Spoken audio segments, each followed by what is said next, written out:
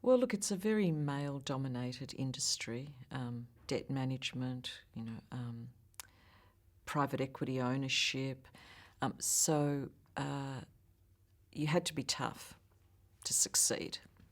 I really felt that in order to be taken seriously and to be judged fairly as a leader, that I needed to demonstrate every day that I was in control, that I had the answers, that I could make the decisions, and that if ever there was a disaster, I was there to pick up the pieces. That's what I thought was required.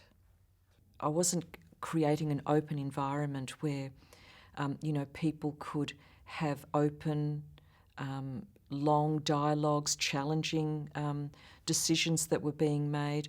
I think what happens is that what I found was that as a leader, if I demonstrated that I had all the answers or that I was in control, I started to see that many of the managers would then back off, and they wouldn't feel that they could contribute or challenge. I've always felt that I was a very sort of open, curious person, and I'm pretty sure that I was masking a lot of those attributes about myself, and felt very, as a consequence, felt very misunderstood by everybody around me. Over time, I realised that all of these things that I felt I needed to, all of these attributes that I needed to display, like being task-oriented and assertive and all the rest of it, weren't paying off. That it really was, I was just being very disingenuous with myself. And so I threw away the books, all the books about, how leaders should behave. I threw everything away, and I started to just back myself, and I started to be myself.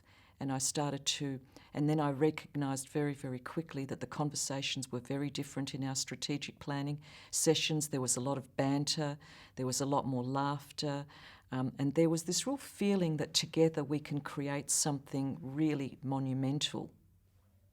The impact of being more authentic was just was life-changing for me. It was life-changing because I actually saw in a very, very tangible sense the huge lift in performance and morale and belief in the organisation. And so, you don't have to have all of the answers. You don't have to be in control. You don't have to be the smartest person in the room, because it's a collective effort. And it took me a while to finally acknowledge that.